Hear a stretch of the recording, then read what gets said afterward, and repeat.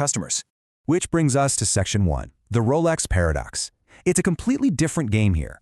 While the overwhelming majority of companies out there exist to sell as many products to as many people as physically possible, Rolex actively does the exact opposite.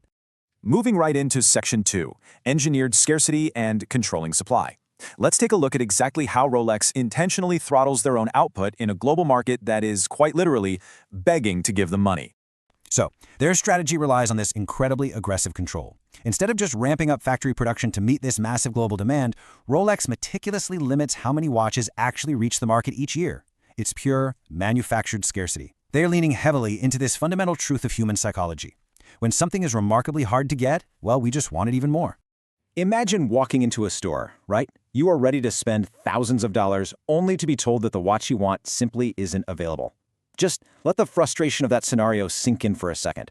You've got the cash in hand, you are highly motivated, and the brand just looks at you and says, no. For any normal business, turning away a paying customer like that is a total, absolute disaster. But for Rolex, it's the entire strategy. So, what happens next? Well, you don't walk out with a watch. Instead, you get put on a list.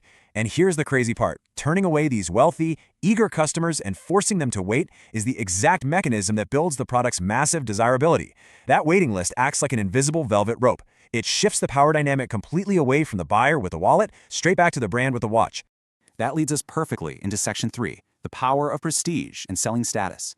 Because now that we understand the how of these infamous waitlists, we really need to uncover the why. Why on earth do highly successful people tolerate being told to wait? Now, what's really interesting about this is how it comes down to redefining the true product. Rolex isn't actually selling a watch. I mean, think about it. If you just need to reliably tell the time, your smartphone does that for free, right? What they are really selling is a physical representation of achievement. Buyers are purchasing this decades-old reputation for unparalleled luxury. The metal and the gears, they're really just the vessel for that prestige. And you know, that prestigious image definitely doesn't happen by accident. It is continuously and aggressively reinforced by who actually wears them. We're talking about top-tier athletes holding up championship trophies, global business leaders, A-list celebrities. When the absolute most successful people in the world wear your product, it silently communicates to everyone else that owning one means you too have arrived at that elite level. And this is exactly why sales and discounts are completely off the table. Think about it. If prestige is the actual product, a discount is totally destructive. Sure, a weekend sale might make a watch easier to buy in the short term, but it dilutes the exclusivity. Because if everyone can just easily go get one, it no longer signals that elite achievement. Lowering the price literally destroys the prestige that the customer is paying for in the first place. All right, Section 4, the exclusivity cycle. This is a remarkably powerful engine. Let's take a look at the incredible economic reality that results from combining all of these deeply counterintuitive strategies. So, the crucial point here is that because demand constantly exceeds supply, this truly fascinating phenomenon occurs.